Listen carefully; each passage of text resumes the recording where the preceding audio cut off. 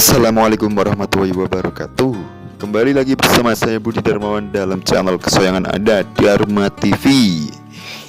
Oke, apa kabar kalian semua? Semoga kalian selalu diberi kesehatan, kelancaran rezeki, dan dipermudah urusannya oleh Allah Subhanahu wa Ta'ala.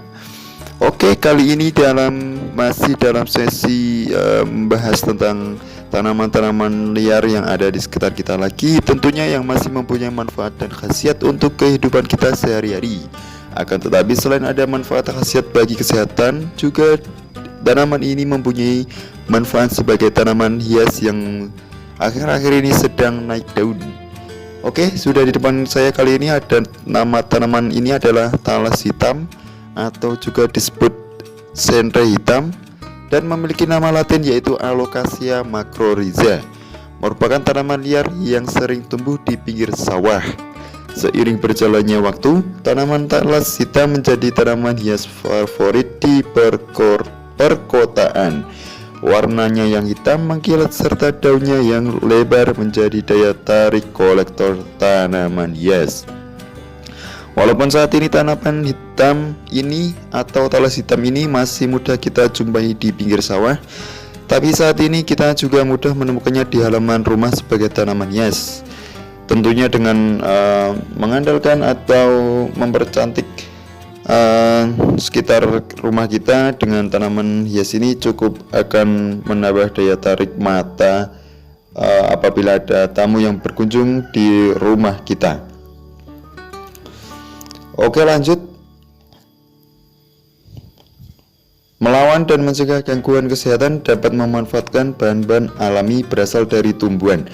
Cara seperti ini sudah lama diterapkan sebagian warga, sehingga termasuk bagian dari terapi mandiri yang tak menghabiskan banyak biaya.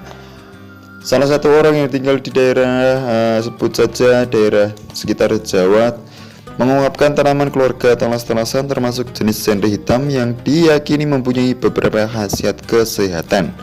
Satu di antaranya untuk membantu menyingkirkan penyakit rematik. Salah satu resepnya yakni dijadikan sebagai obat uap atau boreh.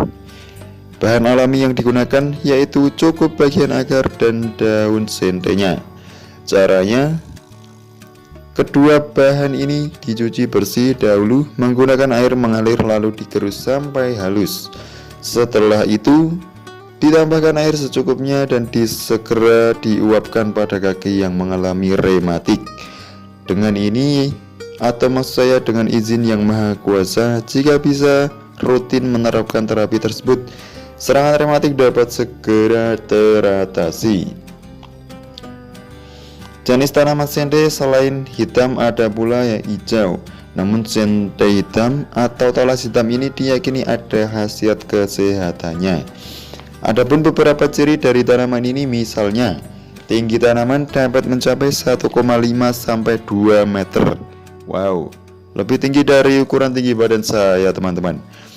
Selain itu memiliki akar rimpang yang ujung atau akar rimpangnya merayap pada pangkal helaian daun, menyirip dengan ujung meruncing sehingga berbentuk mata tombak. Cara penanaman bisa di tanah langsung maupun di pot. Sebaiknya memilih atau ditempatkan di lokasi yang teduh atau tak banyak mendapatkan sinar matahari. Pemupukan rutin dapat memanfaatkan pupuk organik seperti kotoran ternak maupun kompos. Sentre hitam sering juga dijadikan sebagai tanaman hias. Bahkan selain sentre, di Indonesia juga dapat ditemukan jenis tanaman talas-talasan ataupun keladi dengan ciri khas masing-masing. Bahkan bagian daun dan umbinya ada yang enak dikonsumsi, mempunyai nilai gizi serta khasiat kesehatan yang tinggi. Tentunya talas hitam atau sentre hitam ini apabila kita komersilkan atau dibuat jual belikan, menurut saya masih ada nilai harganya dengan melihat tren tanaman keladi yang sedang naik daun seperti sekarang ini. Seperti saya kemarin survei-survei di toko online, terdapat beberapa penjual yang menjualkan atau menjual belikan tanaman sentre hitam ini dengan harga yang cukup lumayan fantastik untuk ukuran orang-orang di pedesaan yang banyak ditumbuhi atau di hinggapi dengan tanaman liar talas sentre hitam ini. Untuk ukuran orang yang sekitarnya banyak ditumbuhi talas hitam ini mungkin menganggap tanaman talas hitam ini tidak ada gunanya selain untuk manfaat yang saya sudah sebutkan tadi. Akan tetapi untuk masyarakat di perkotaan, tanaman ini sudah menjadi tanaman hias yang menghiasi teras-teras rumah-rumah di perkotaan sana.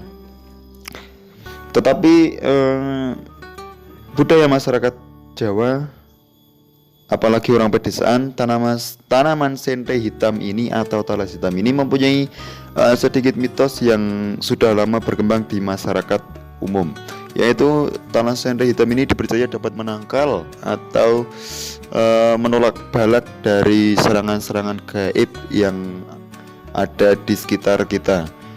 Maka jangan heran apabila banyak di perkampungan tanaman ini ditanam di pekarangan rumah yang tujuannya hanya untuk itu tadi, untuk menangkal hal-hal gaib yang ada di sekitar rumah kita.